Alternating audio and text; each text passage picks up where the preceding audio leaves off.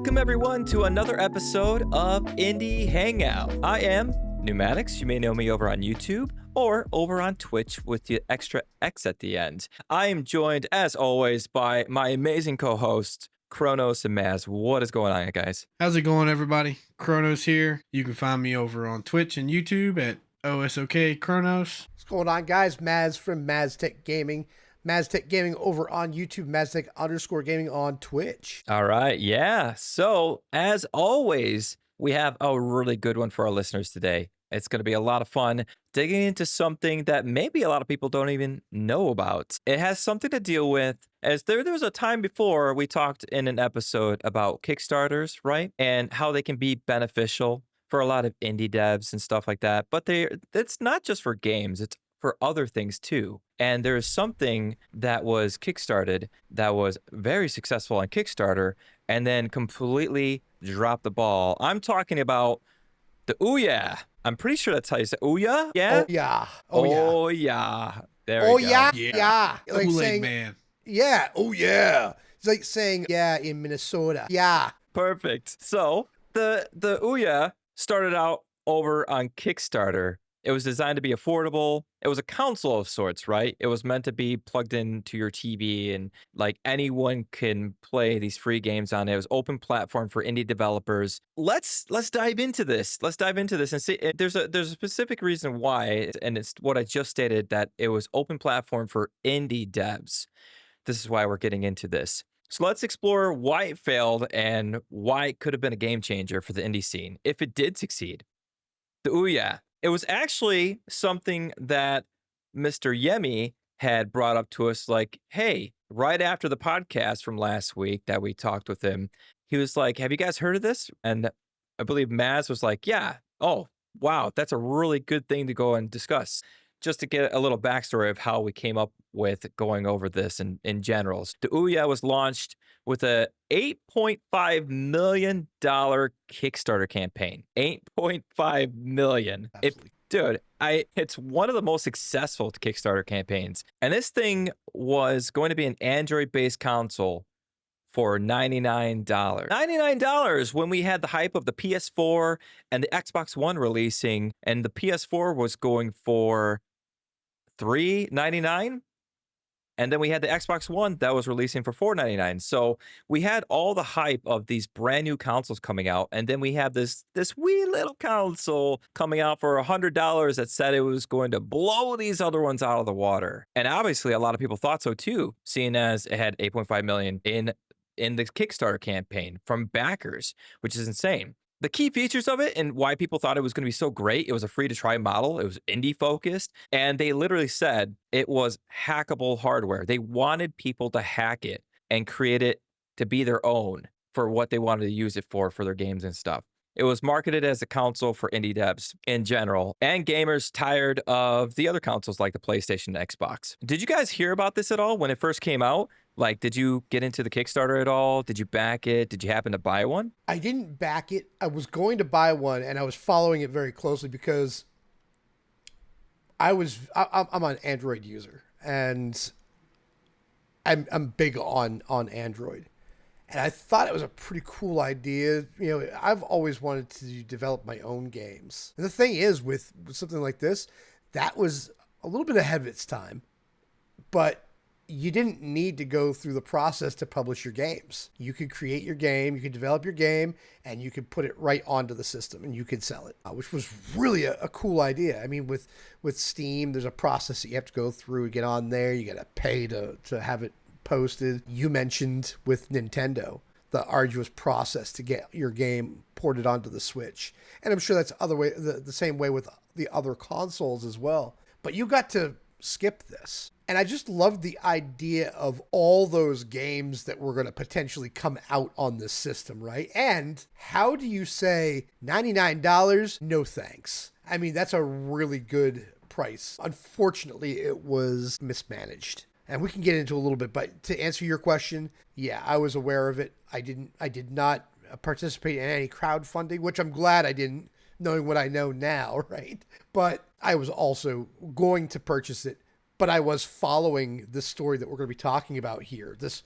whole situation as it unfolded which ultimately deterred me from making that purchase. So, I mean, I was looking at it because like I knew about it and stuff, and I was like looking into it, and I thought about getting one, but at the same time, I was a huge Xbox person back then, so like I was like, well, the new Xbox One's coming out, and I'm like, I'm probably gonna be nonstop playing that, so I really didn't dive into other consoles because I was just trying to stay focused on the Xbox. Absolutely. And I really thought when this was coming out, Kronos, that this wasn't even a console that was going to compete with the Xbox. So I had no problem picking it up because I figured if I picked it up, it's going to be playing games that aren't going to be on the Xbox anyway. Yeah, like I was thinking that somewhat, but I was just all the new games for the Xbox One coming out. I was like, I'm really not gonna have time for a whole nother console. Just like Nintendo back then, I barely played my 3DS I think at the time. Like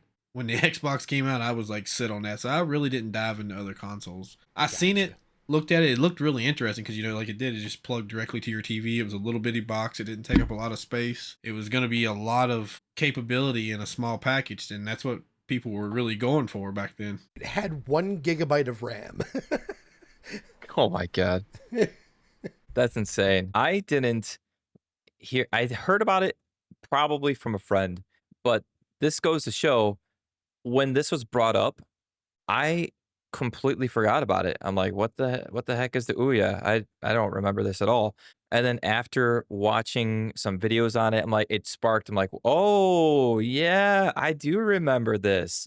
And I thought it was just some knockoff crap. I didn't think it was anything to like be excited for. I was just like, oh, it's just some stupid thing you plug it in a TV and it's whatever. Yeah. I had no idea like how big it was with Kickstarter and everything, or how big the flop of was it. Because I do remember something else about it that happened on later on that we'll get into, but it was one of those like, and I'm probably right about this when it comes to a lot of people thinking of this as it's just a write-off, like they weren't even excited about it, but just because these other big consoles are coming out, it was just like, whatever. I'm excited for the Xbox coming out or I'm excited for the PlayStation 4 coming out because of this, it was very, very much as you said, Maz, mismanaged. Yeah, it was mismanaged, and this falls under mismanagement as well. To your point, like you just mentioned, the excitement, the buzz, the hype about the next gen Xbox and PlayStation. I mean, are you kidding me? These are heavyweights we're talking about. Falls under the mismanagement is poor timing to try to launch this. And the really thing, if you, oh, go ahead, Cronus. I'll just say it makes me wonder too if there was another thing that people were really big on back then too, and it was called the Raspberry Pi. Yeah. I remember that. And see, they came out in 2012, and I'm wondering since it was had like 30,000 games you could put on it because it was all the old retro games, and I'm wondering if that being like the smaller, same size type console, if that didn't take a bunch of people away from it because it was like, okay, well, hey, we can buy this and just play all these old retro games for the same price, and it's like. This new console is pretty much the same thing, but it's not going to have all these old games that we can play. Because I know a lot of people were buying the Raspberry Pis back. Well, they're still around, too. They have, I think they just released the Raspberry Pi 5 in 23. Yeah. But see, that's more of an emulator, we've had a right? Raspberry Pi for a while, too. Well, yeah, it plays all the old, like, you can get 30,000, like, Sega Genesis, GameCube, like, all the Pokemon games. Like, you can get everything on it, and it's, like, under $100 to build one. That's crazy. It almost sounds like Raspberry Pi succeeded where the Ouya failed. Well, I think that the Ouya also kind of tried switching their business model in the middle of it. It was a physical platform, and then it was a virtual platform as built into the Android system rather than its own hardware at that point. I think that is kind of where they started going wrong as well. And I think that the Raspberry Pi actually used Ouya's failures to build on top of that. Yeah, learn from your competitors' failures. Hey, let's so you don't the bill. Yeah, so you don't do the same thing. You guys, you've probably seen these in the stores where you have it's like a little Atari thing or a little NES. You just plug into your TV and you play. It's like emulating all of the old retro games. Oh yeah. Oh yeah. yeah, dude, literally like. Oh yeah. Oh yeah. Oh yeah. There's that going on too. So for the regular consumer looking at this thing, really, what was the cherry on top? There's nothing. I mean, that compared to the Raspberry Pi, to these other little things you plug in and play retro games for the nostalgia effect, and having it compete up against the big hitters, like it almost seemed like from the beginning it was doomed. But also, if you listen in from the CEO, Julia Ehrman, she had stated that pretty much it was meant for it to be hackable, and they wanted it for the indie devs. And I almost think it was ahead of its time when it came to that, because like right now it may seem something that would be worthwhile with a lot of indie devs in the scene, right? But back then, I don't think, I mean, there were still a lot of indie devs, but not as many as there are now. So like their market was very niche, very niche. And I think they went after they had the wrong audience in mind. I think that you might be onto something there, but at the same time, like what really wasn't, I mean, Steam's been around since 2003. I don't know if you guys knew that, but it didn't really go into prevalence until recently, right? When would you say that Valve became really popular? Valve and Epic. Shoot, I don't even know. I don't even know when I signed up for my Steam account, but I feel like it wasn't that long ago when I first built my PC, which at least 7 years ago, 7 or 8 years ago, is when I probably got into Steam. Right. So, I mean, if you kind of look back to the history of Valve, great games turned into, they turned to the Steam platform, and they were founded in 2003. Really slow start because there wasn't a lot of appeal to it, because it was using really just Valve titles. So, Counter-Strike, Half-Life 2, those were the ones that were made by Valve, which are like really big names. But it started gaining traction in 2010, 7 to 2010. And by 2015, it started to have explosive growth. And that's really when the indie boom hit, right? The indie boom was kind of in that 12 to 2015. That's when it started becoming, and we were talking about this in previous episodes as well. It's like, what's an indie game? No, I'm not going to waste my time with that. But when it started to gain traction, people started to understand what that was, because I thought they were games made out of in India when I first saw indie You are games. not alone. I'm sure we are not alone, right? But I didn't, independent. Oh, that's what it means. Okay. But I was, it was new to the scene. But what ended up happening was, I think that Ouya's failure is what fueled what Steam is about, right? Because what can you do with Steam? What are you doing right now, Pneumatics? You're developing a game, and your intention is to publish it on Steam. What were you going to do back in 2012 if you were a developer back then? You're going to develop a game and put it somewhere, right? You're going to try to get it published by a console. And guess what? If the Ouya exists, you're 100% going to get your game published on that. Yeah. The other ones, maybe not so much. They're strict, But with this, I think that the Ouya, to your point, was ahead of its time. And I think it was ahead of its time by a couple of years. I think the timing was just terrible. And like I was saying before, with these new consoles coming out, the PS4, the Xbox One coming out, no chance. If they had come out now, though, well, you got Steam.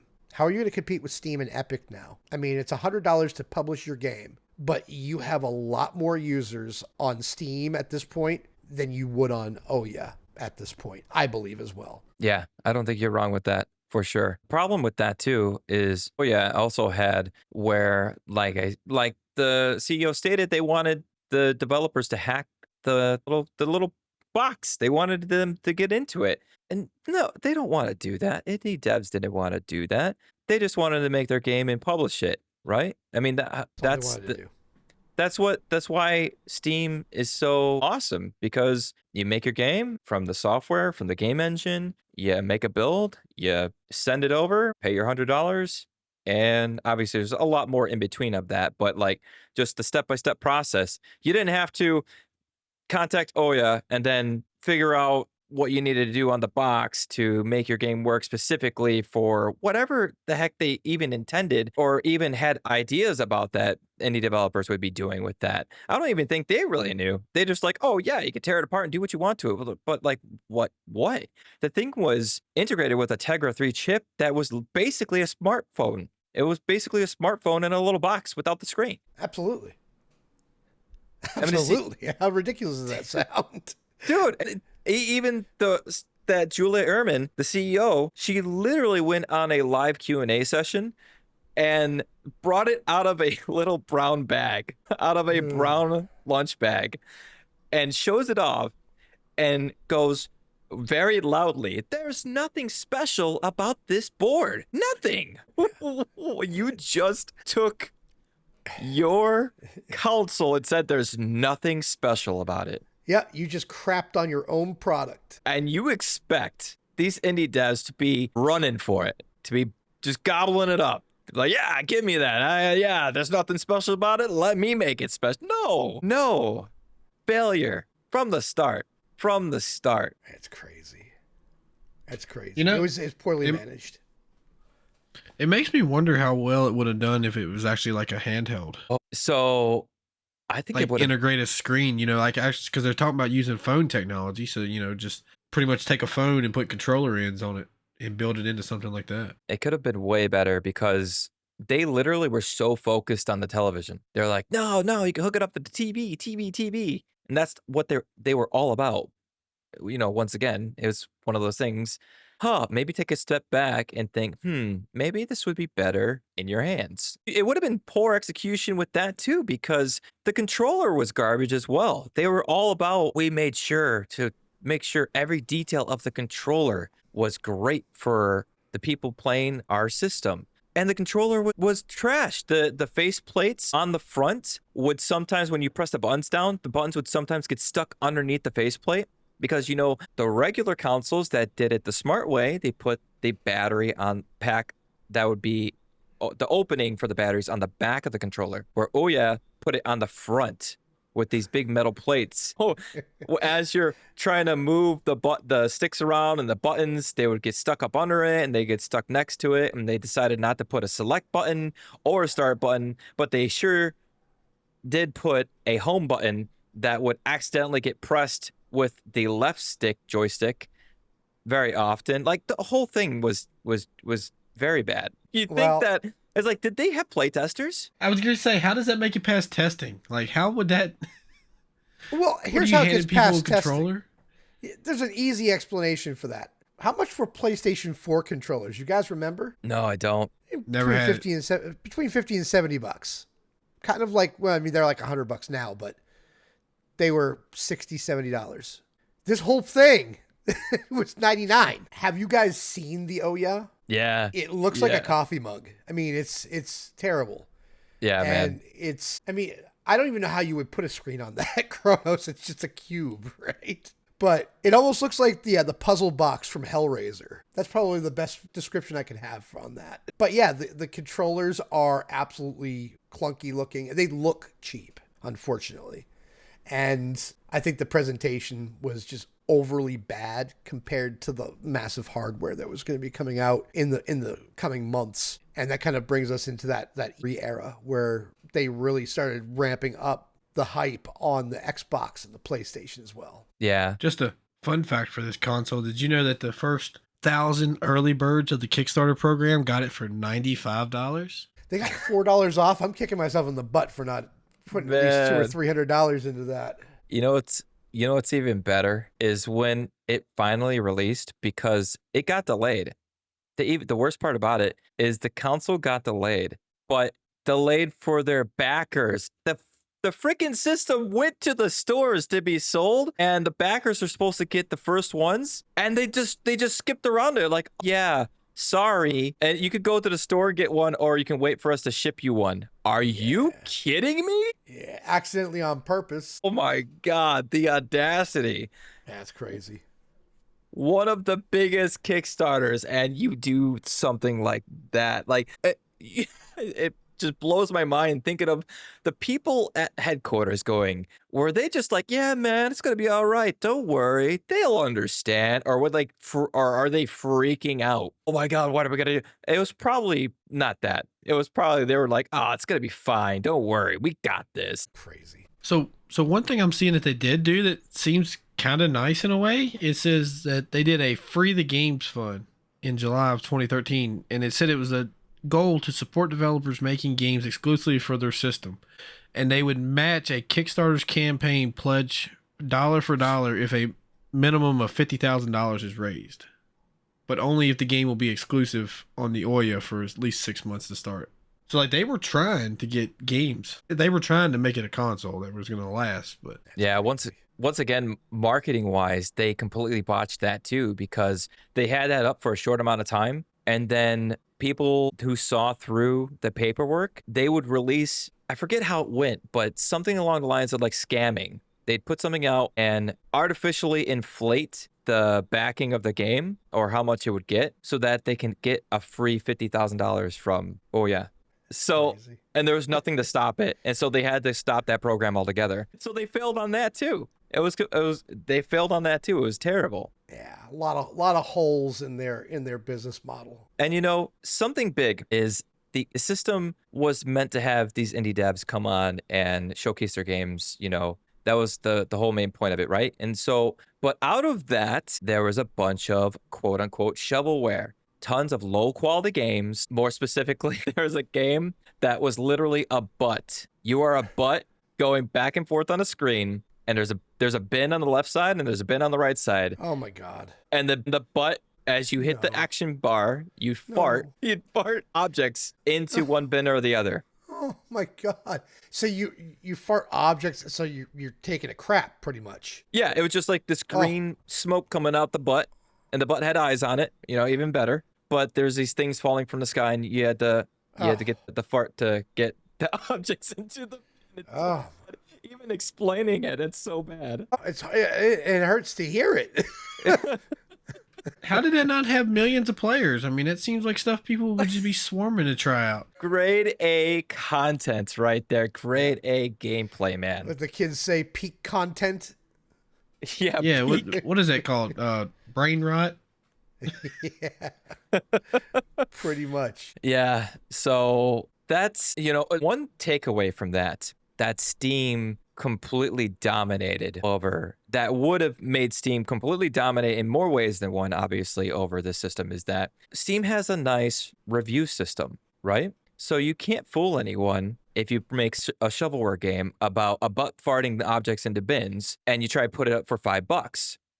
Steam's review system, people are going to review it and be like, don't buy it, it's garbage. They have overwhelmingly negative reviews. Yes. Or they'd mark it as a meme game, right? And say, don't buy this, which would save people a lot of money. But over on the Ouya, they didn't have that. They didn't have a review system. You just went on it and you looked at the game. And I mean, if the cover art looked like good to you, I guess, oh yeah, let me try this out. It can't be that bad. And you find out, oh my God, this is really bad. They didn't have anything like that. I think there's value in what the process is with Steam. You know, I agree with the $100, because if it's just shovelware, it's crap, and you don't think you're going to make your money back on it, then people aren't going to put that money out. And also those measures in place that they have to test your game and make sure that it's ready and approved and cleared to be put on Steam and on the Steam Deck. I mean, this is their platform that they're representing as well. Anything that you put on their platform it's representing the platform on the whole.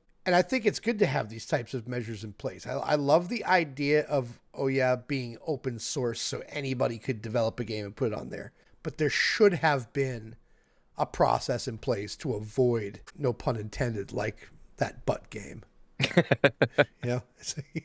Yeah. Well, there's so many things that we just said that our listeners can definitely figure out why this system completely hit the toilet. 100%. The corporate mismanagement and everything. You know what happened is it was acquired by Razer in 2015. And then Razer went ahead and turned around and shut it down in 2019. And I do remember this happening. I remember hearing it from some buddies of mine, and I had no idea what they were talking about. I'm like, yeah, so what? Right. You know, like, yeah, who cares? Huge missed opportunity. Just poor management. I mean, Julie Ehrman, I don't think that she really knew what she was doing. I mean, you never want to create something that you want people to hack. I mean, hack is a very negative connotation to it, right? I want you to hack and take over this. And if you had to modify your Ouya in a specific way to play a game, well, these gamers that are going to buy your game, you really think that they're going to mod their platform, their Ouya to play your game? And then maybe have to undo that to play another game? I don't think so. Right. I mean, I guess it's kind of a better approach than what Nintendo's taking, though. You modify or switch to, it's no longer usable. Yeah, it's bricked. Yeah, they just break it. Like, it's no longer good. You got to go buy another one. Well, that's the thing with Nintendo is they can do that. And, you know, it's like, hey, you know what? I bought this, and you're going to lose a customer. They're like, dude, we've got 40 bajillion, 70 billion customers. We don't need you. This is our rules. And it's also like, you're probably going to end up buying another one because we got games you want to play. Right. Yep. I hate to say it that way, but as Maz always says, like, Nintendo is like king when it comes to this stuff. They are the top dog, and what are you going to do? And it's part of their terms and services, right? Their T&C right there. It's like, it's right there. So by using this, you agree that this can happen if you do this. There's no legal recourse. You agree to it when you start, when you scroll through super quickly like I do and then hit accept. That's in there. And it's like, okay, you did it, and now we're taking it away. Well, you can't do that. Actually, if you look at section 97, goal A5, paragraph 34, yeah, it's right there. I'm making that up. Don't go looking for that section. Man, where is that? Oh, yeah. No, I see it right here. Yeah, making the sections up. You do? Wait, what? I was right. Has anybody ever truly read the terms and services? Yes. I have sometimes. Do you want to go first, man? No, go ahead. So the only reason, it's funny is because I got scared because I had been listening to another YouTuber talk about how he got copyright striked or something because he reviewed a mod, and the person who made the mod put in their like terms or EULA or whatever the heck they put up there and stated that in order to review his mod, you had to do this. Like there were stipulations to it. And if you didn't do that, he had the right to copyright and take it down.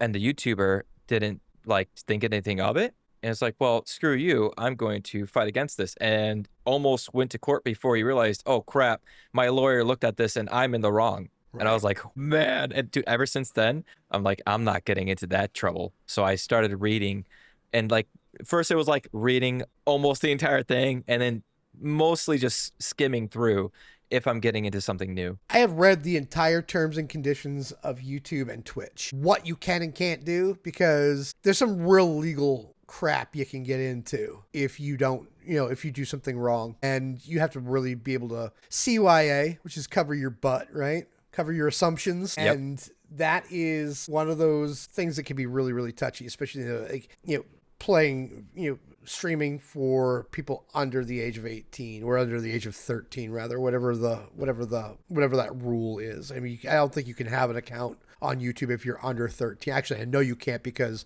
they closed my daughter's account before she turned 13. But you have to be very specific with the videos that you are posting, especially if it's any type of sponsorship, paid sponsor in your videos, any ads. Make sure that you mark it not safe. It's not for children. It's not geared towards children. Same thing with, if you have adult content, not necessarily nudity, but extreme language or stronger language, which, I mean, you guys might have heard me say a swear or two during one of my streams, but it's probably rare. But at the same time, it's one of those things where you have to put, this is for audiences 18 and older. And so that is why that's why I really spent the time reading those, but pretty much everything else now. Yeah, it's one of those, I feel with the big things, like you stated, like YouTube, Twitch, and when I release my game on Steam, I'm going to be reading very heavily into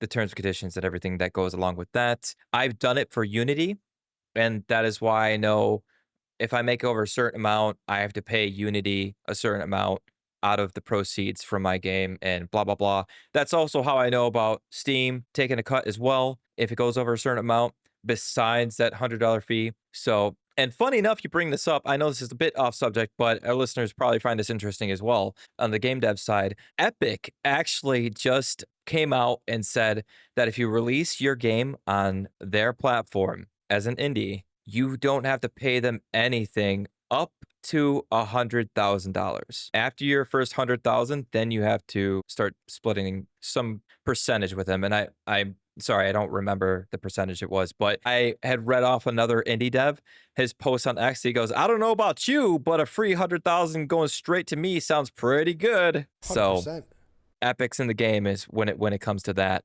going up against Steam here. But I digress. Yeah, it's something too when we're talking about terms of services and all these things that you have to look out for. Like you said with Oya, it was open source, so it made it really nice to be able to know that you didn't have to, I guess you didn't have to worry as much, with like other things like trying to do that to your Nintendo Switch and it being bricked, I mean, you didn't have to worry about that when it came to this. This would have been a nice thing, a nice cherry on top kind of deal that people wouldn't look and be like, oh, maybe I'll try it out, if it was marketed correctly. Yeah. And so what you're looking at for Epic is 12% after 100,000. Oh, there we go. Okay. Yep. And it's 12% on, well, let's see, it's 30%, it looks like, for Steam. Yeah, it is 30. Yep. But the nice thing is that's only on the first 10 million guys. So once you get up over 10 million, it's only 25%. It's only 10 million. I mean, Right. Only. Right. So yeah. And then once you hit 50 million, then it goes down to 20%. So that seems reasonable. Yeah. So Epic's really like I said, Epic's really pushing it like to Steam, like, or Valve, like, hey, no. We want the indies coming to our platform. Epic is losing the battle right now. Oh, yeah. Steam is the titan now. Epic is a bigger company and has more money. They got deeper pockets. That's why they can do the 12%. And that's because of Fortnite. Those types of I was going to say, yeah. Epic was a big studio, but they wasn't as big as they were until Fortnite took off. That was their saving grace.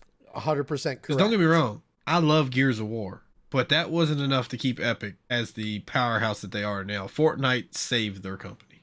Percent, bro. And on top of that, they're trying to take over the indie. I don't know if they're going to be able to, quite honestly. I mean, one thing that I've noticed with Epic is I've seen it a bunch of times, and it's one of the reasons why I don't really do much with Epic. They seem to get data mined quite a bit. There's always some sort of data breach with Epic, and I worry about stuff like that. And there are a lot of people that I know that are the same way because of that. Yes.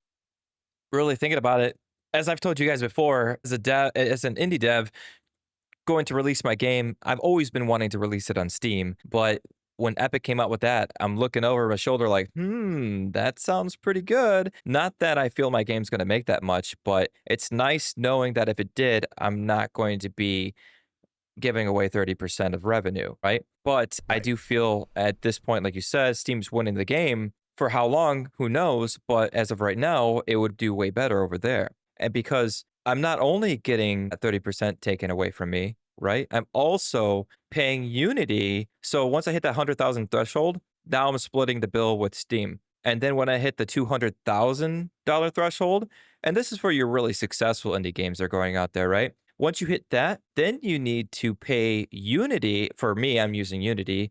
For Unreal Engine, they have their own form, but for Unity, it's $2,200 a year that you have to subscribe to Unity Pro. And then if you make over 25 mil, which is ridiculous, you have to pay even more, which is called Unity Enterprise. So it's like tier systems of subscriptions. But if you have a decent game, like if you make under 100,000, you're good. No worries. Yeah, I mean, who cares, right? At that point. Yeah. So wait a second, see, I make $10 million and you want me to pay you 50,000 for this? Okay. Right. Yeah. See, that's where Epic could like really draw in some indie games too, is Epic is the Unreal Engine pretty much. Oh yeah, they own it. They could literally like, hey, if you build indie games for our system, and sign this type of contract, like, type thing or something, like an agreement. Like, hey, we'll give you the Unreal Engine 5 to use, but you have to release your game to us. They could take some of the market because people would. The Unreal Engine 5 is ridiculous. But, Yeah. if they could market it that way, like to indie devs, like, hey, we'll give you free use of our engine, but you just have to release your game to us instead of Steam. That would be a game changer. But I also think that might get backlash. So, on that note, what do you think you could learn from Ouya being a game developer new? I think, if anything, make sure you know what you're doing. Make sure you do your research. If anything, I'm coming from listening to and reading all about Ouya and its failures and what it was trying to do. And as an indie dev, looking back, would I have even been interested? Probably not, because as we stated with Steam doing their thing, and then you had other indies that were trying to reach out to get dev kits from Xbox or for the Xbox or for the PS4. You already had those in talks where Ouya was like one of those unknown. You kind of like with anyone, right? You kind of go to your comfort. You kind of go to what you know is working. You knew the Xbox was going to be good. You knew the PlayStation 4 was going to be good. You didn't know anything about Ouya. You had no clue what this new system was or what it was all about. So comfort-wise, you go to what you know. And if anything, it would have been a little side event if I would have made my game back then and released it. Ouya would have been one of those, yeah, sure, let's make a build for it and see how it does. That's what that would have been. Does that answer your question? Yeah, I mean, sounds like, pretty much like you want to go with what you know is going to work. You don't want to spend years developing a game just to put it on a system that crashes and, doesn't take off. Exactly. Yeah, I like it, guys. So, yeah, we're done with you. All right. Oh, yeah. We are done. Oh, no. I mean, oh, yeah. Oh, yeah. If anything, like I said, the thing we can learn or thing that others can learn from this is that the importance of polish, quality control, and avoiding the flood of platforms that are superior. And that can do much more than you. A saturated market with releasing a console with smartphone and hardware in it is just insane. So for our listeners, though, oh, go ahead. I was just saying, it would also be hard to compete with smartphones back then too, since it was using the same software. Everybody's like, well, I can just play these games on my phone. Right. That's the thing, man. I'd be interested, though, for our listeners. Let us know in the Discord, which, by the way, forgot to mention above, you all should definitely join the Discord if you're listening to us. You can find it over in the About section. You go and click on that link and join us for the discussion over there. We'd love to have you. Where you can go and where you can go in and vote on the polls, answer questions with us, and answer questions like these, which is, did you know about the Ouya? And if so, did you buy one? Just curious. I'd be really surprised to know if we have anyone in the Discord who's backed it. That'd be even more interesting. All right. Something to end on this, guys. Something to ponder about. So last week, we talked with Yemi about that big MMO, one of the most wish-listed on Steam, that completely failed. And the devs left the house. They were done. Shut the door. One of the most wish-listed games, right? Then you have this. Oh, yeah. One of the most successful Kickstarters to date. And I'll even add one more, Star Citizen, one of the most anticipated funded games of all time. You have these 3 arcs, right? And it goes to show, in my opinion, I feel it's even more important just because if something seems too good to be true, it probably is. Or if it's one of those, you need to do your research. Just because everyone else is jumping on the bandwagon doesn't mean you should. What do you guys think? I think that if it was better managed, it'd still be around. 8.5 million for an open source platform. Let's face facts. With hardware costs, you can't charge $99 for that and win, unfortunately. They would have made their money off of the games, but at the same time, I feel that it was just overall mismanaged from the beginning and to the end. I mean, the way that they handled themselves with the E3, and not really being invited, but putting themselves out in the parking lot as a public display, and the ESA getting into, they took exception to that, so they rented out parking spaces and covered them, parked semis in front of their display so they weren't visible from E3.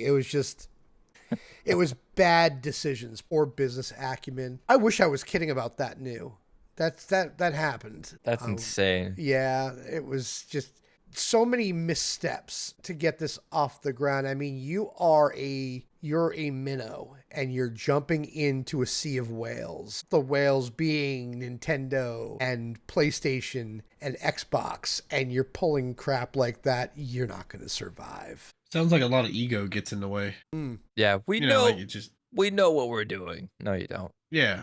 Yeah, like you get all that success and then you're like, "Oh, okay, we're going to nail this. Like we ain't got nothing to worry about."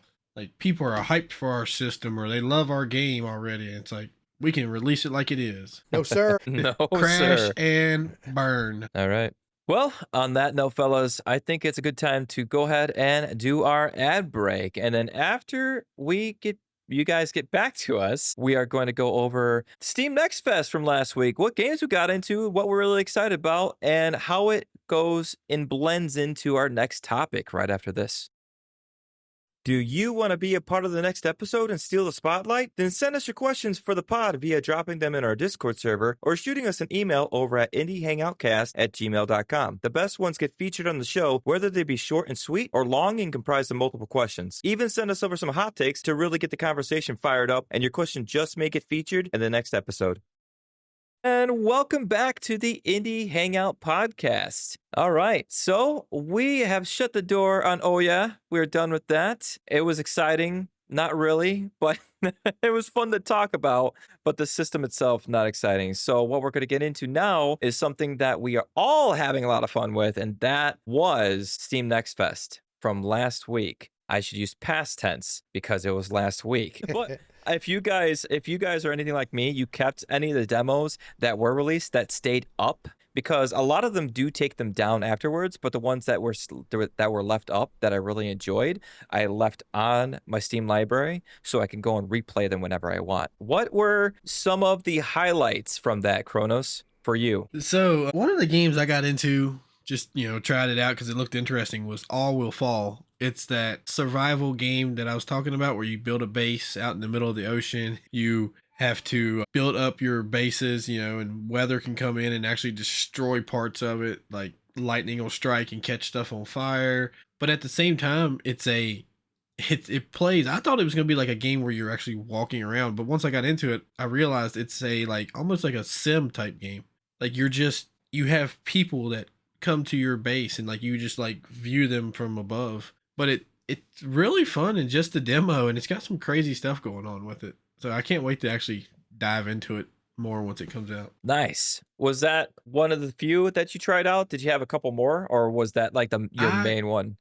I haven't had a lot of time to play some of the other ones, so that was just the main one that I spent a good hour and a half, 2 hours on. Gotcha. I played tried out that Samurai Blitz game that I mentioned, but it was just kind of like a simple game to where it wasn't a lot to it, so I couldn't get into it to play it for a very long time. So I got into quite a bit of games as well.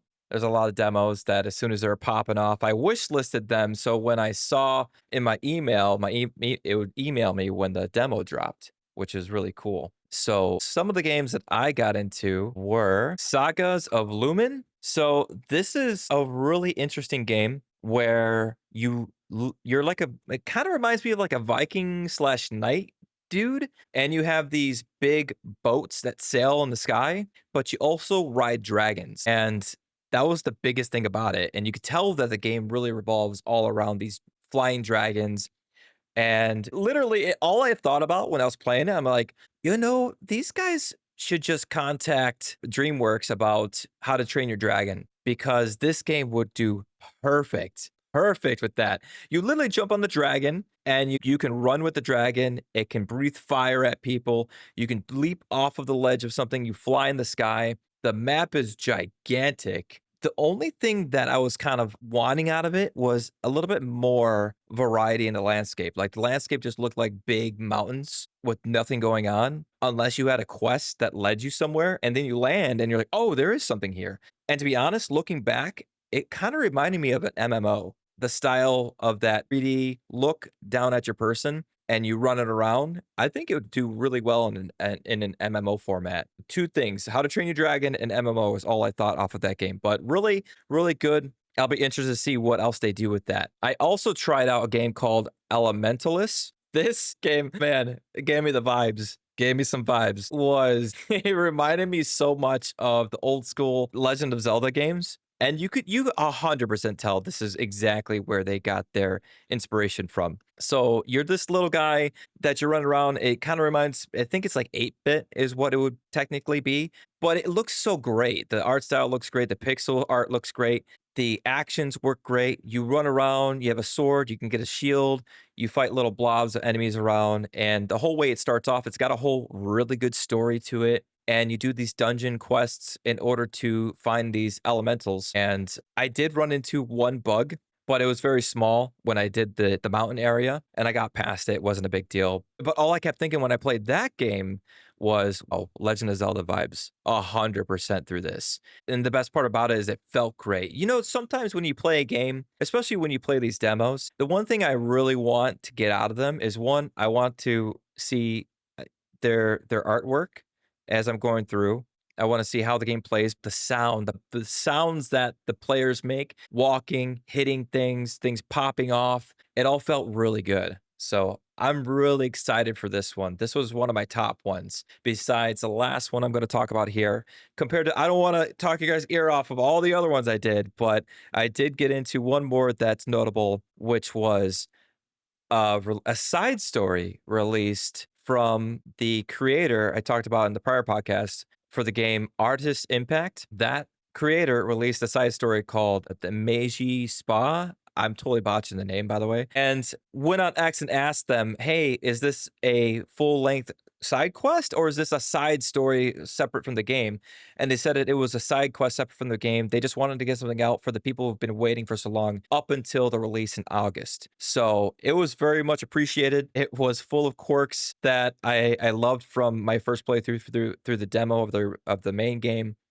And if you listeners haven't checked this game out, you definitely should and wish list it because it's coming up quick, coming up in August. August 7th is the tentative date that this person's going to be launching.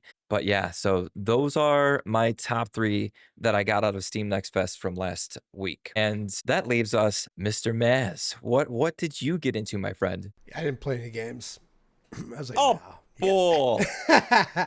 Of course, how can you not, right? There's so many. There are literally thousands of demos out there, hundreds of them that are going to be taken down. So unfortunately, there just aren't enough hours in the day. I would love to sit down and just play demo after demo after demo, but I've played a bunch of them. But my top 3 right now, Relic Abyss. That was it is a game that is being developed by Reverse Loop, and it's one of the and I actually did.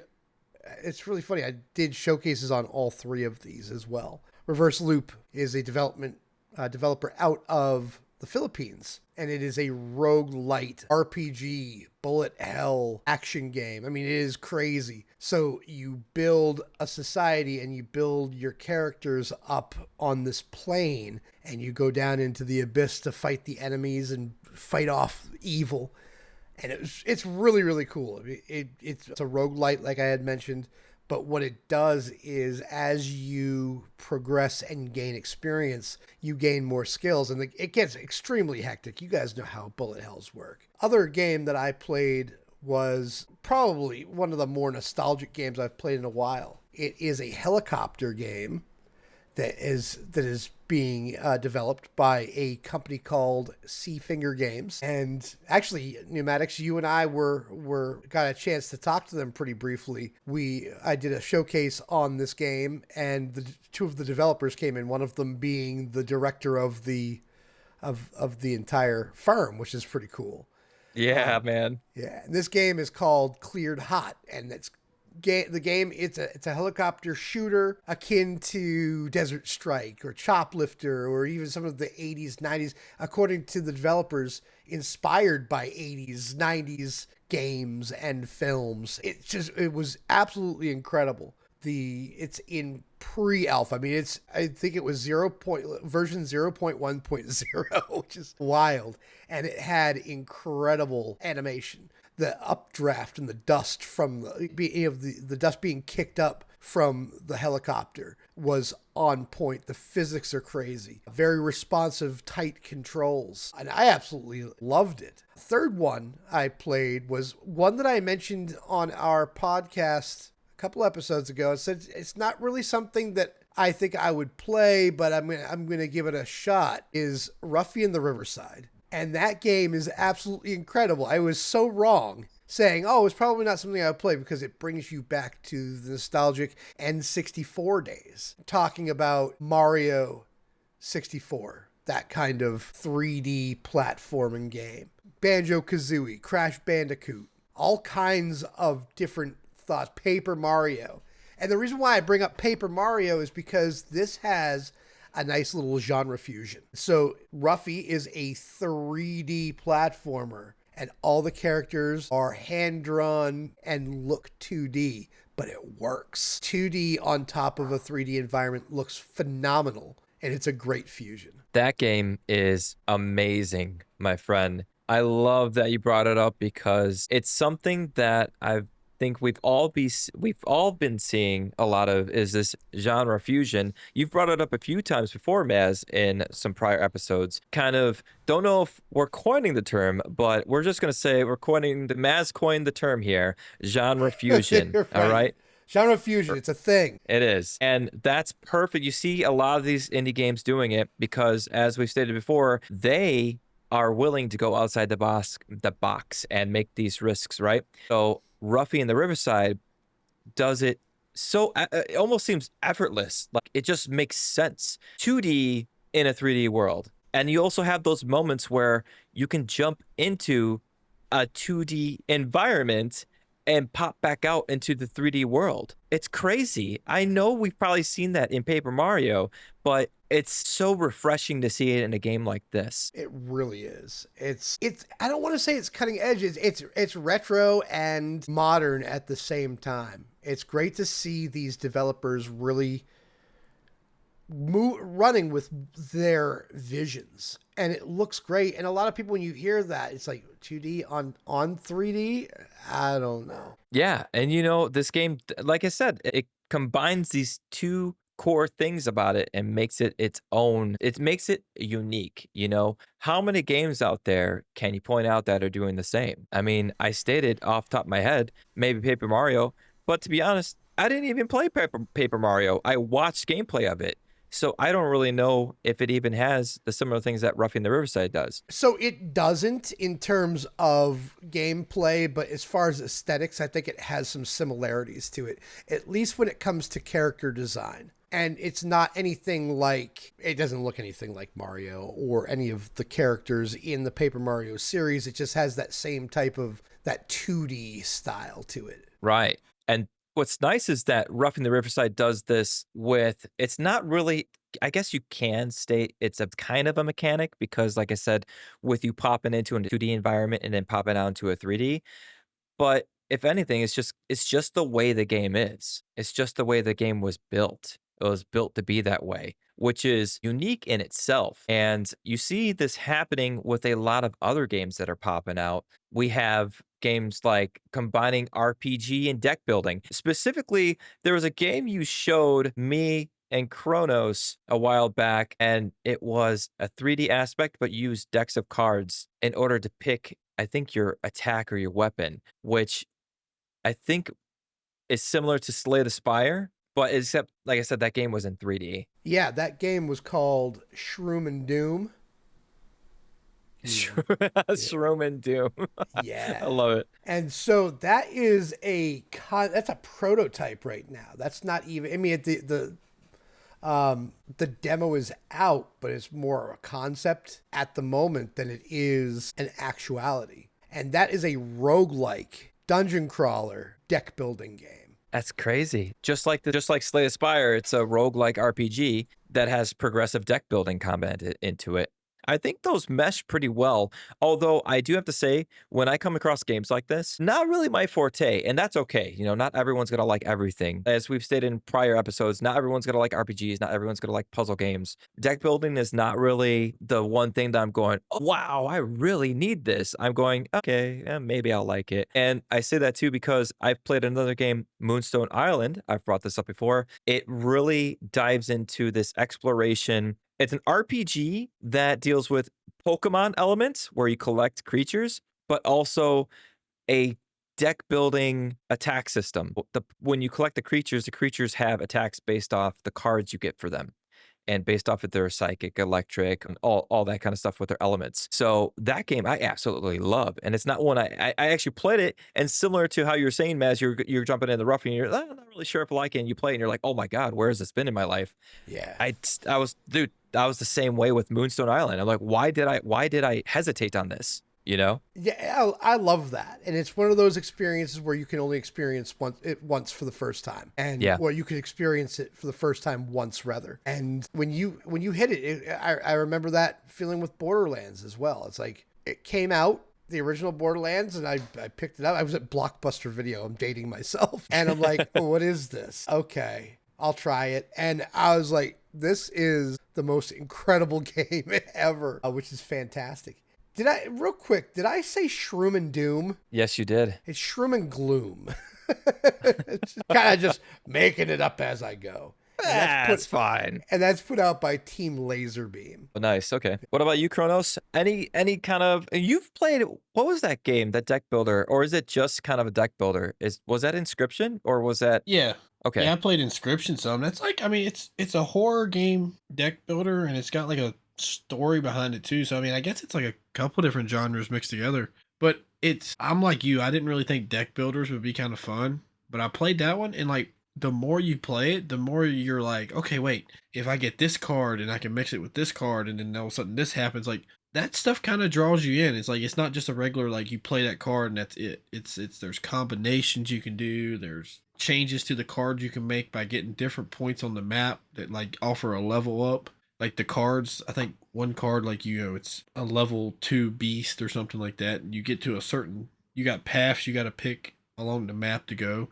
And once you get to a certain point, it's like an altar, and you can actually upgrade one of your cards, and it could go from like being a really strong attacker to a humongous defense card, or vice versa. It's a lot of in-depth detail, but then there's also those horror aspects of it to where like you got to walk around and discover stuff outside of the card game itself, and those moments actually get you pretty good too. So it's got a lot going for it. Yeah, I love that. It kind of makes sense because when you think of deck builder and RPG, initially, like I stated, I didn't really think, yeah, all right, fine, maybe it works. But really think about it, Dungeons and Dragons, right? Warhammer. You got these old board games that you bring out that you have dice that you roll and trying to build your characters up through your progression with the dungeon master or the game master. Sorry, I played Dungeons and Dragons once, one time, and we did a campaign. And I thought at first I'm like, what am I doing here? And then I'm like, oh my God, this is so much fun. I don't know if you guys have gotten into anything like that, but it makes sense. So it's almost like they took it from the board game and were like, hey, it worked for the board games. Let's throw it onto let's throw it into a video game. You know, do you think that kind of transfers over? Have you guys just random off here? Have you guys ever played or done a campaign in Dungeons and Dragons or anything like that? Like those board games? No, I've never played it. No? I've seen people playing it, but I've never gotten into it. Oh my God. What about you, Maz? Dating myself here. Probably 15, 20 years ago. It's been a long time since I've done anything with Dungeons and Dragons, but it's fun to watch. It's fun to participate in, especially if you really get into it. If you get a good group, it's a lot of fun, but I have not done anything with that in recent years, unfortunately. Gotcha. Now, I was just curious because, like I stated, I've done it once. And before then, me and a buddy of mine, this was years back. I was probably still in high school. We're just right out of high school. And me and my buddy went to the local comic book store. And I want to say it was Warhammer that we picked up. And we went we went back to my house, and no, it had to have been after because I was living on my own at that point. And we went back to my house and we busted it out and we're trying to read it and we're like, wait, where's the board? What are we supposed to do here? Like completely baffled, not knowing what the heck, trying to look up. And this is like obviously the early days of YouTube, and trying to look it up and not finding anything of value on YouTube. And I'm like, dude, I don't know. Maybe you should just return this. So Nice. he literally took that and he stuffed it under his bed. And it had to have been maybe 8 years later. I asked him like, hey man, did you ever do anything with that? And he goes, nah, I still got it stuffed in storage because he moved out, obviously, and he was on his own. But yeah, he stuffed it in storage, and we never played it since, which is Oh, terrible because I heard a lot of people saying that was a really good one to have gotten into if we had understood or found someone who understood how to go about playing it in the first place. But it doesn't read barrier. like stereo instructions. I mean, No, it's not at crazy, all. right? It was bad. And nowadays, YouTube, I mean, they have things about topics you couldn't even dream of. Yeah, it's actually more so now when you look something up and you don't find answers to it. You're like, whoa, what? Yeah, that's weird, right? What? I find that. Remember that? Go for it, Kronos. I remember the good old days of like strategy guides and stuff. Oh my god, dude. What was Had it? to open up a book Prima. to see where you had to go. That's what it was, right? Prima strategy guides. I love those. I still have a Legend of Zelda Ocarina of Time strategy guide, and I have a Final Fantasy VII strategy guide. I have a Final Fantasy strategy guide, an 8, a 9, a 10 still. Crap. And I have a hardcover Fallout 4 strategy guide. Base No game way. only. This was before the DLC. Wow, that's awesome. I mentioned that because I'm like sitting here looking at the entire Halo hard book collection of There you strategy go. guides and Gears of War, Call of Duty. That's It's just- awesome. I bought all that stuff, and I never used it for the most part, but it was just like it was such a detailed description before YouTube. Oh, I used the hell out of it for Final Fantasy. Yeah, Yeah. I did too for 7. I would Yep. constantly go back to it. It's funny enough because all of these strategy guides are loaded up on some website you can find anywhere now. And I think Final Fantasy VII had theirs uploaded on a fan site or something that I guess has no problem having it up there for Square Enix, or Square Enix doesn't have any problem with it being up there. And I used that, funny enough, recently. I went on, I'm like, oh, where's my strategy guide? I'm like, maybe I'll just look it up. And I did when I was playing it on my Steam Deck, the original. That's awesome. You know, it's sad. I know we're off on a tangent here, but like it's sad to know. Like my brother even brought it up. He goes, because we had talked about it before with the strategy guides, and he goes, they probably wouldn't work that well nowadays. And I go, why? I'm like, I think some people would really still appreciate the value they would get out of it. He goes, well, you think about it, you just go to the store and someone would just be like, all right, I'm taking pictures of the pages and then skedaddling out of here. I'm done, and without buying it. I'm like, oh yeah, you're right. Or taking a Right. video, just recording as you flip through the pages. Yep. Okay, done. Yeah, but see, for the most part, they don't let you do that though. Like you go into a GameStop and they see you doing that, they literally come over and like, no, hey, you can't be doing that. Yeah. Then they RKO you Yeah. and throw you through a The window. problem is if they're at like a regular store, like a Walmart or something, those Yeah. employees don't care. But you are right. GameStop is for sure hounding you right away. Whoa, what are you doing? What are you If you're gonna doing? look What at are that, you buy it. Right. Yeah, it's $59.99. Yeah, no, that was fun. Yeah, so, we have the RPGs and everything with the deck building. We got puzzles with narrative, adventure, like The Witness. We have Fez. Fez is one of those, I'll bring this up with Fez being that puzzle narrative adventure. It combines 2D platforming with perspective shifting puzzles and a cryptic narrative about 3D world. So this was a game that was also a bit ahead of its time, that if you guys brought it up in prior episodes, as I've stated before, the indie movie, the creator was on that. And like I said, it's kind of like a documentary, and how he's like overcomplicating it to a point. But to another point, this game, the reason I said it was ahead of its time is because no one else had been doing this. And it kind of reminds me of Ruffy and the Riverside with that blending of 3D into the 2D world. Fez did this too. It was blending 2D into the 3D world by shifting puzzles as you went around. So you weren't like a Mario where you just had that 2D side scroller, right? It was, all right, you're up on a building and you're walking to the edge, and instead of falling off the edge, the building shifts and you go around the building. So it was faking the effects of 3D, which was really cool. And it really got your brain going like, how do I figure this puzzle out? What am I doing here? Which may not be for everyone. Definitely wasn't for me. So, but it was just something cool. Once again, indie game breaking the limits of what is possible here, because they have the means and the ways, because they're not constricted by corporate or big budgets coming down on them like, oh yeah, I don't know if this is gonna work. Wouldn't you rather just make a shooter? What did we say before? That, that combination that works so you don't change it? Yeah. So I'm actually surprised we haven't seen more of that 2D 3D fusion. I would say since that game had been released, because that was back in 2012, right? And maybe there have been some that came out, and maybe they just haven't gotten the limelight they deserve. But there are some other games that are coming out. I mean, obviously, specifically, like we stated, Ruffian the Riverside. And then we also have that storybook one that we saw not too long ago that was a 2D, 3D. So they are coming out more and more, but I'm just surprised they weren't more. There wasn't more of it after Fez came out and as successful as Fez was. Going through all of these, I don't know what would be my favorite because, I mean, you also got racing, rhythm, blends, survival, base building blends, which I think survival and base building has been the most popular ones. You have Subnautica, and I mean, you could even go AAA is knew that those were working off right off the bat with Fallout 4, survival and base building. They're like, huh. We have the amazing story arc with our narrative. We have amazing survival way of the player going throughout the world if they pick survival, or they can also build the little settlements that are around. And knowing that all these other smaller indies are benefiting from those as well and doing it to the own beat of their drum as well, like I said, with Subnautica and combining survival mechanics with that swimming survival that completely confused me when I got into that game. Oh yeah.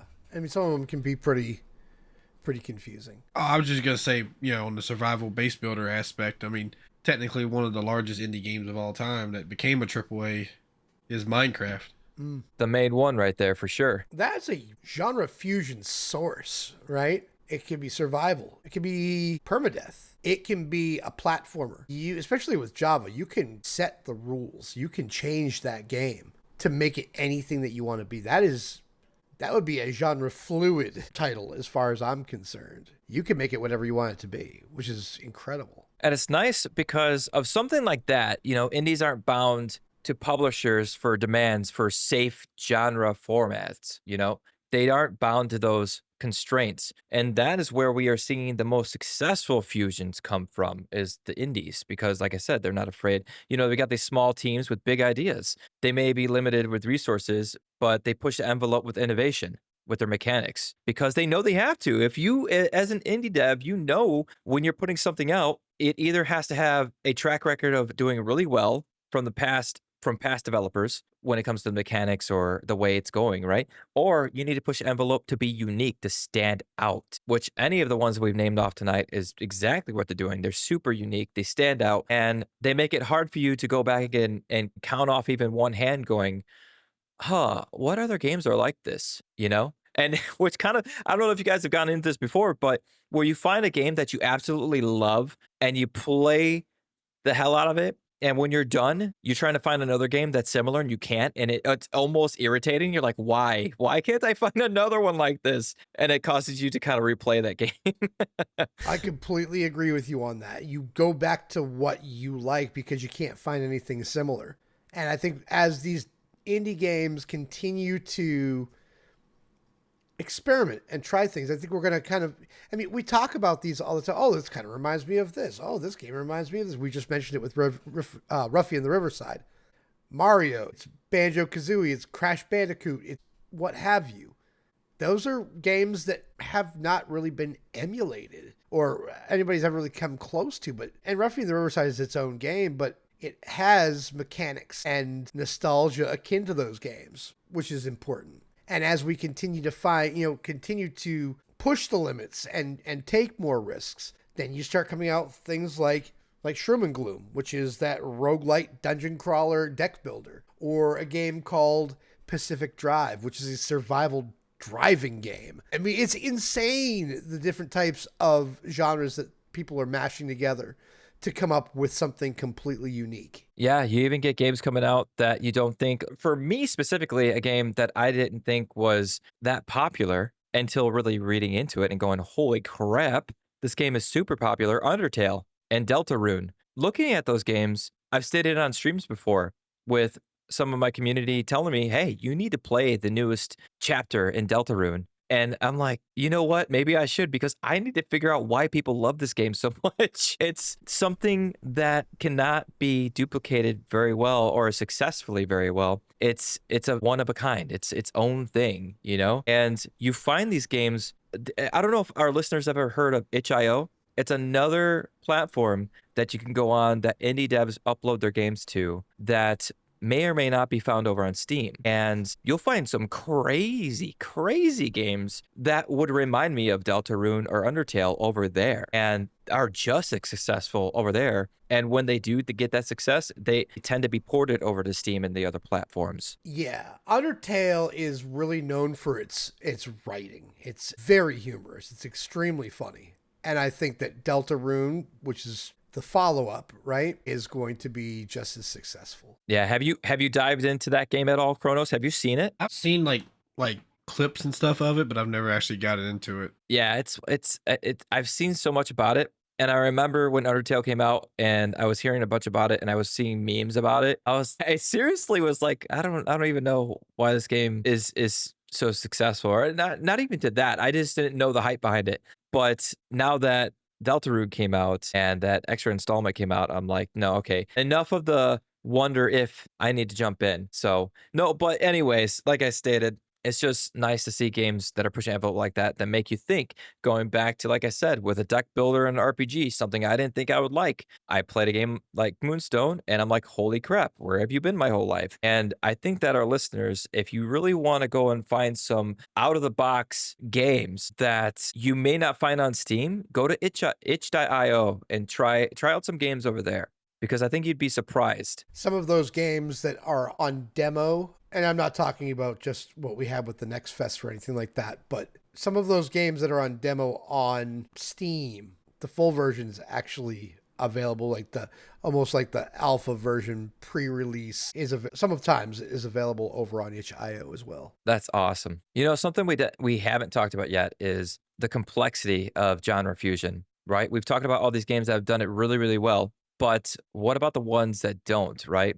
Because you have 2 or possibly 3 different genres going on at the same time, and balancing them seems like a complete migraine, right? Not only as an indie dev am I looking at my game and going, this game is hard enough to make, but trying to balance multiple genres within it, oh my God, what am I doing? And I think that sometimes when indies get into that, I give credit 100% to all these indie games that have come out that have done it really well, because not only were they able to capitalize on the game playing well, they were also able to capitalize on the fusion very well without going over and out of scope. Because that's, if you talk to a lot of indie devs, they'll talk about scope, keeping everything in scope.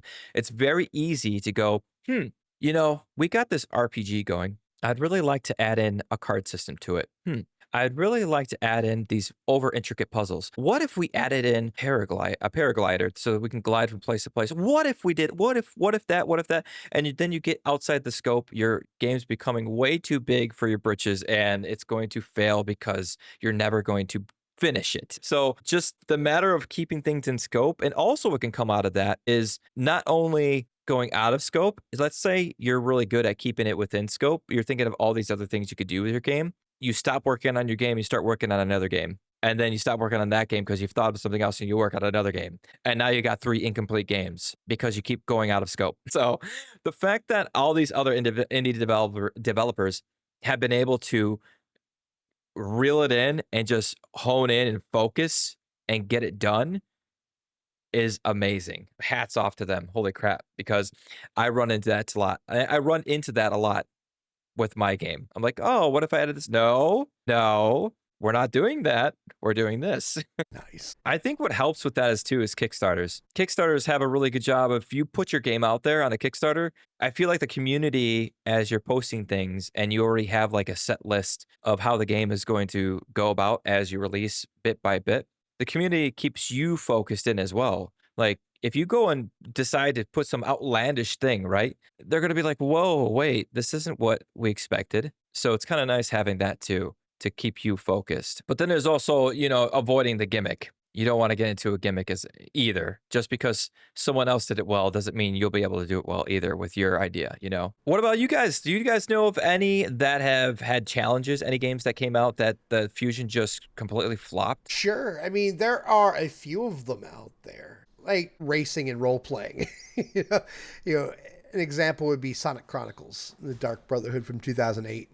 just didn't work because it attempted to blend high-speed racing elements associated with Sonic, obviously, and turn it into a turn-based RPG. You can anything that's turn-based that requires you to stop while you're in the middle of a race, it just isn't going to work, right? That's not a racing game. Right. Another one is a first-person shooter and real-time strategy. Savage, The Battle for New Earth from 2003. Combine FPS with RTS base building, where one player per team acted as a commander, issuing like RTS style orders while others play the FPS soldiers. So that one person control where those people were. It's kind of like, I don't know, ultimate frisbee. You can only throw, you can only go a certain spot, but then once you're there, you can't do anything else. So if nobody's in range for you to shoot them, these don't work. I mean, think about some of these other stupid ideas. How about an FPS dating sim? What do you guys think of that?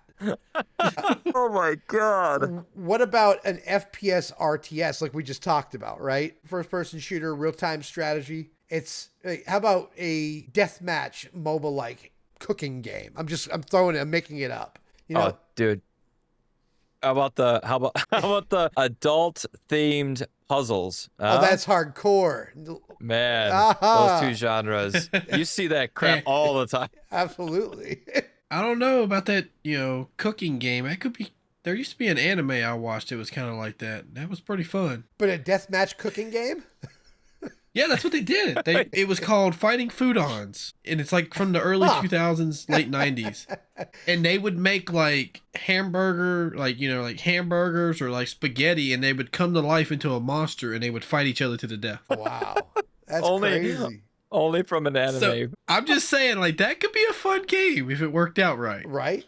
Okay, well, how about a racing game / visual novel? Yeah, that'd be kind of boring. Anything racing that combines like slowing it down would be boring. Yeah, but the thing is, I don't know if you guys have seen Pacific Drive or seen any footage or played it. It is a driving / survival, and it works. It works because you drive around, and it has some RPG elements to it as well. You can improve your vehicle. You need it to survive. You go through a lot of crap with it. It's really, really cool. I watched a buddy of mine play it a while ago. Something that I want to pick up, but just haven't gotten around to yet. It's one of those $29.99 games that we've been looking out for, unfortunately. Yeah. But put out by Ironwood Studios. It came out in February of 2024. But you're going, it's like almost post-apocalyptic. You're scavenging resources. You're loading up your station wagon. You drive all over the place. So you go really, you could go at racing speeds, but you can improve your vehicle. I can see you guys being in the industries that you guys are in. Could be something that you guys enjoy because you can upgrade your vehicle. You can modify your vehicle so it's faster and stronger and can take more damage. That works in that game, but there has to be the right type of mix, like an FPS dating sim, like I mentioned. How do you do that? Sometimes they just don't belong together. But, and sometimes when you if we were talking about it and there was no example to talk about, said, well, what about a car driving survival game? And you'd be like, what? That would never work. Yeah, it's funny you bring that up. Only game I could think that's almost touches that. Almost is a game called Death Road to Canada. But I'm stretching that. That's not even really in the same vicinity. You know what? Forget I said anything. But it's just an interesting game. When you said that, I'm thinking a car. It's more so sorry, I'm off subject, but like, oh my God, the game we all played when we were kids and on the computer. Oregon Trail. That's it. So there's a game called Death Road to Canada that it's almost like they took what worked for Oregon Trail and moved it into that and said, okay, you're trying to get it out of town, but zombies are attacking. That's why. And you get in your car and you hightail it out. But anyways, sorry. That's awesome. It's a good game. You should check it out for sure. Yeah, anything Oregon Trail like childhood memories. You also have something, these things are popping into my head when you're talking about these different fusions, and a lot of them that don't work, and you're like, yeah, there's no way that's going to work. But there was a game I played back in the day on the N64 that nowadays, if someone pitched it, you'd be like, no, I don't think so. Diddy Kong Racing. Oh my God, I remember that game. That game was awesome. Dude, Yeah, and you had like collectibles, and you'd go from zone to zone, and you get into the race, and you'd beat the race, and then you come out. But you're always in the car, and that game was so much fun. But it's something that it was its own fusion that nowadays, if you probably try to pitch it, they'd be like, "What? A racing game RPG? What are you talking about? Get out of here!" You know, obviously, way more to it than that. But there was a couple other fusions to it. But yeah, even some that you don't think work pretty well. I So absolutely agree to with that. add on to what Maz said earlier about the game where you upgrade your car and everything and stuff, there's another game I've seen recently called Drive Beyond Horizons. It's a zombie survival game where you actually have to do the same thing. Like you start out with like a base car and you're just driving along this road, and every time you stop at like different houses you can find like engine upgrades and tire upgrades to make it go off-road better. That's quite a few genres mixed together, but it looks like a lot of people have fun with it. So Yeah, and that's another one that I was going to mention, actually, Kronos. I've had a couple of people in my community send that to me to say, hey, you got to try this because it seems like it'd be right up your alley. And they have, so that's it's $24.99, so not quite $29.99, but not quite $20 either, right? And there's right in the middle. Yeah, it's right in the middle. It's pushing it. We see you, indie games. We see what you're doing. Yeah. You stop it. Yeah, knock it off. Get back in your hole. But Drive Beyond Horizons, there's a demo out for that, so I've got to try that out. And they also have the Drive Beyond Horizons prologue, and I've noticed a lot of developers are doing that lately. It's kind of just a little bit more than the demo. It's almost kind of like leading up to, keeping your progress. So if you decide to buy it, then that transfers over into your actual save rather than having to start over again. Lots of really cool things up. But yeah, I'm glad that you mentioned that, Kronos. Drive Beyond Horizons, it's a zombie apocalypse survival driving game. It's like, what? It's a bunch of stuff together. Yeah, it's even a simulator. I mean, you build your own vehicles. That's what I was going to say. It's almost like car mechanic simulator where you got to build stuff. Because like what I've seen, you actually have to like put the lug nuts on the wheels when you put them in, and you got to pull the engine out and put the other one in. Like it's quite a bit to it. Yeah, so. It's pretty crazy. I'm looking forward to trying that one. That sounds super interesting. It's something that, once again, maybe I would be like, I don't know. But yeah, I played a game like Death Road to Canada, so I'd probably be interested in it. Do you guys think these genre fusions, do you think they're here to stay? Do you think AAA are going to double down, or do you think it's just an indie thing? I think it's a little bit of both. And here's what I mean. And I always say that a lot during our podcasts, but not everything is black and white, right? So let's talk about Studio Far Out. Deliver at all costs.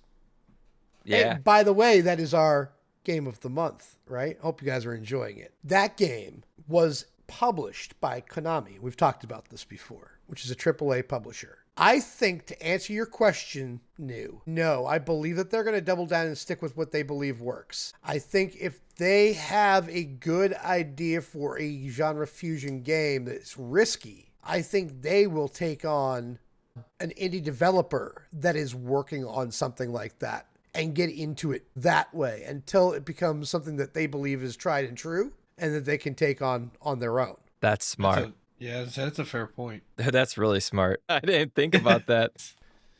It's the only thing I can think of. I can't really think of... Right? Yeah. I can't think of any AAA titles that are trying genre fusions. I mean, it's, Call of Duty is a shooter. I mean, you got Forza Horizon, that's a racing game. I mean, they're not mixing them up. No. Yeah, if anything, you can vaguely call Forza a racing RPG, like very vaguely. But it's really just a racing game, Yeah, And- with just a storyline behind it. Right. Back to the well. But that's like a ace up the sleeve. Like, you didn't think we would, but we'll publish indies that are doing it. Yeah, why not? That's good. Because it helps them out too in a way. If the game turns out to be trash, they can be like, hey, look, we just published them. We was just giving them the benefit of the doubt. That's on them, not us. It's funny too, is like, I feel that when a publisher will publish an indie and the indie flops, the indie gets all the hell for it. Which, I mean, it's fine. They're the one that made the game. But very rarely do you get where they're pointing fingers at the publisher going, you did this. And publishers go, whoa, whoa, whoa. We just signed a contract to help fund them. That's all we did. Oh, yeah, they throw them Unfortunately. under the bus. They would. But, Yeah. I think the publisher they're the ones that are supposed to be, they have their hand in it now. I think they're just as much to blame. I mean, you never know, like something that just doesn't come out the way that you wanted it to, and it looks terrible. Well, you as the publisher saw that. Maybe that was their idea. John Q. Public isn't going to know that. So of course the developer is going to take the flack. Right. Like, oh, we didn't see that one. And and I'm not trying to put a bad name on publishers. There's many publishers that are really good and do really good for indie devs. But you cannot ignore the fact that there are some bad ones out there that if that happened, they'd be like, oh, not on us. So, but yeah, I think you're right. I think you're right, man. 100% on that, man. Indies holding the flame, holding the torch when it comes to these genre fusions. And I think it's to what Kronos was saying too. It's like how he's not seeing AAA's doing this. It's all just like one main mechanic they focus on is because as we've stated before, they're going to stick to what they know is going to make some money. And indies, they have the low budget and the means and the ways to think outside the box, come to the platform with something new and unique that AAA's aren't going to waste their time and money on. How many times have we seen these big studios going under or going bankrupt now because maybe they did trail off a little bit, or maybe they were just trying to make the game that they thought always does well and it completely flopped. And now, well, guess what? They laid off 30% of the workforce. So that is honestly, I know we put our fingers a lot at AAA, like, oh, you're not, maybe not, we're not not us directly, but a lot of people are like, oh, not innovating enough and always come out with the same thing over and over. But it's mainly because of how many people are under them. I mean, yeah, you got the money hungry greed ones, but some of the other maybe smaller AAA that actually still have a heartbeat, aren't flat out doing that. So, all right, guys, but I think that pretty much covers that. I think we should get into the last segment of the pod, our question of the pod and the poll. So we asked you guys over in our Discord, what's the weirdest genre combo you've seen in a game, and did it work? So we have Yemi over in the Discord. He says, I don't know if it's the weirdest, but my favorite genre combo has been the Cult of the Lamb. They did a good job combining roguelite dungeon crawling with management, building up your cult and follower base, deciding their fate, etc. That's a good one, man. I've looked into buying that game and playing it because it looks interesting. I'm super excited to play that because I hear so much good hype about it. Then we also have Nilet. He goes, think I have to go with Perineal Order. I'm totally botching that. Sorry, Nilet. Perineal Order. Okay, there. All right, cool. I didn't botch it. Yes. For everyone in the community.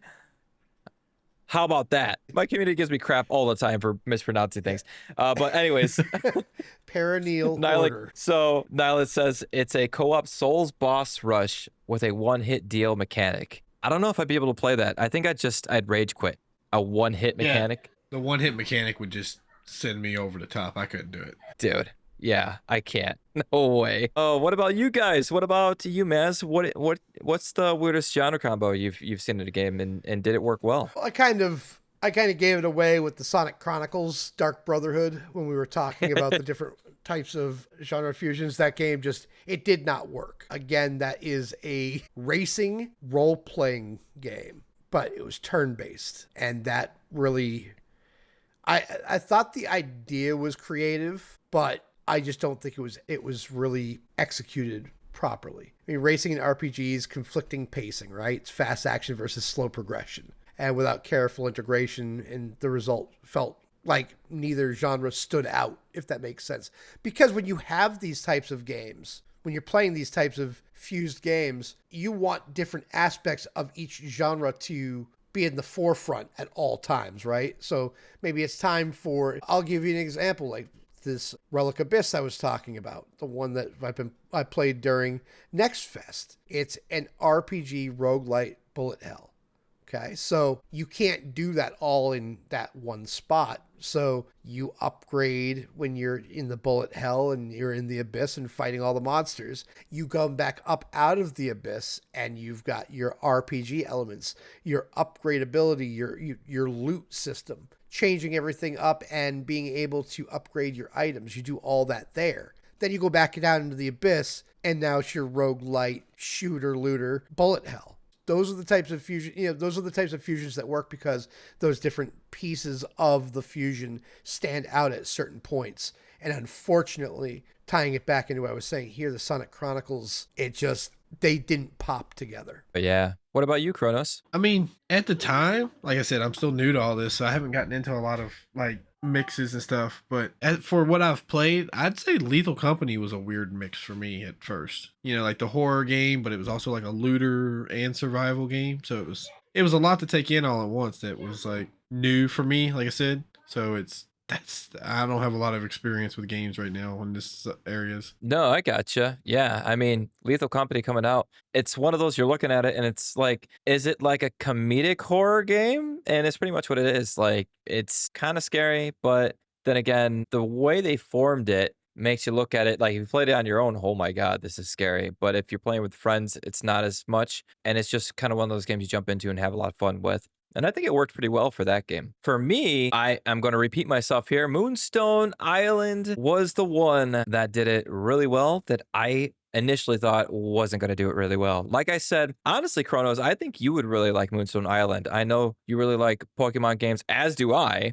And it does similar to what Pokemon does, but instead of that turn base, it has the card building, the deck builder integrated into it. And you have the exploration, the different biomes you get into, story elements. It's even got a bit of a simulation to it. Like you can farm a little bit. It's not really the main part of it, but if you want to farm like little items, you can. And if you want to go to talk to the villagers, you can, and you can gain a heart system. They have a heart system as well. So it's actually got a bunch of stuff going on, but it all works really well together, which is saying something because, you know, it doesn't leave you wanting more out of something. Like it's not you're sitting back like, oh, I wish there was more farming. No, it's perfect the way it is.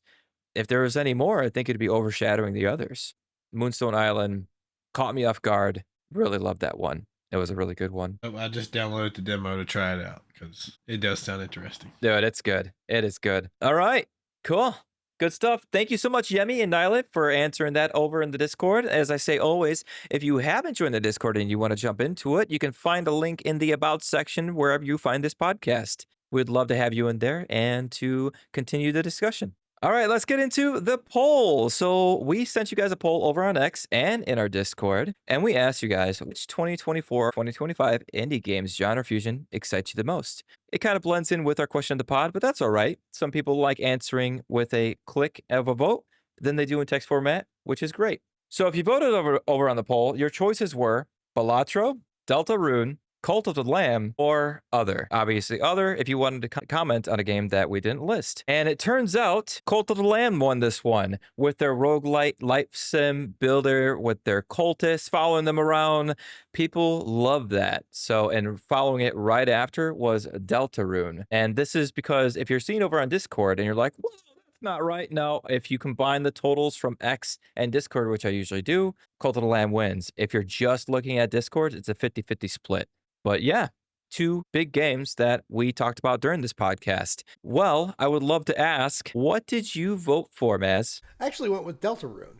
The RPG plus bullet hell fusion works really well. Again, last week, playing during Next Fest, that Relic Abyss, I mean, it's one of the games that stood out. I mentioned that a lot this podcast, but it's a game that resonated very well with me. And that is an RPG bullet hell fusion. And Deltarune is a follow-up to Undertale. It's gonna be a blast. So this is something that excites me the most out of all of our choices here. Nice. I picked Cult of the Lamb. And in reality, the only reason I picked it is because I really like the way it plays. Like I stated, I haven't played it. I really want to buy it and play it out. But off of the gameplay I've watched from other streamers or videos, I was like, wow, they did a really good job with this. It just blends in perfectly. Even though it's kind of creepy and it's a little messed up, to be honest, it works really well. So that was the one I think, like I said, it excites you the most. It excites me the most to jump in and play. My son has that game. He plays that to death, and he absolutely loves it. Yeah, didn't he kickstart it too? Yeah, he was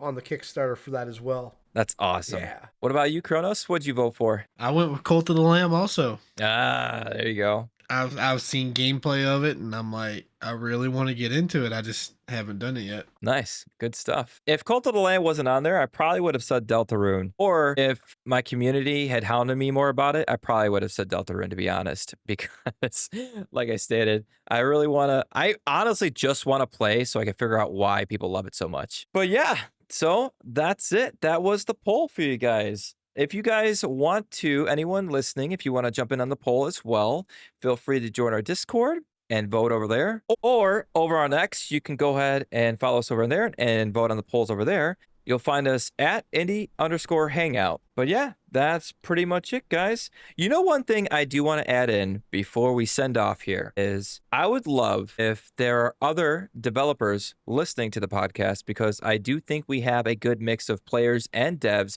that listen to the podcast. If you're a developer and if we've talked about your game and you want to come and join us on the podcast with us, feel free to shoot us a message over on X, a DM, or you can email us at indiehangoutcast@gmail.com, and we'd love to speak with you further on it. Other than that, guys, I think that's it. I think we're ready to send off. All right, this was a fun one. If you guys did enjoy, please be sure to join the Discord, as I stated. Follow us on X, send us an email. You know what else we would really like is if you send us some questions for us to pull out of the mailbag. That would be amazing. We'd love to get in some more of those. You guys know why Kronos is crying, because he didn't get to do what? He didn't get to sing his song. Yeah, he didn't get to sing the song. That's terrible. Oh, sucks. It's okay. We love all of you. Yeah, but please, we want to hear Kronos sing. It brings joy to me and Maz, and I'm sure many listeners. So send us some more questions to the mailbag. We'd love to answer them. Anyways, wherever you are, whatever time it is, you have a great rest of your morning, evening, night. We look forward to having you back listening to us on the next podcast. I think you guys are going to really love listening in the next one. Spoiler, join the Discord. Next one's a doozy. Yeah, it's going to be great. You're not going to want to miss it. It's going to be a little rough. What? I love it. All right. On that note, you guys take it easy. Have a great day. Have a great rest of your night, whatever it may be. And we'll hear you back. We'll have you back in the next one. Bye, guys. That's a wrap. See you later.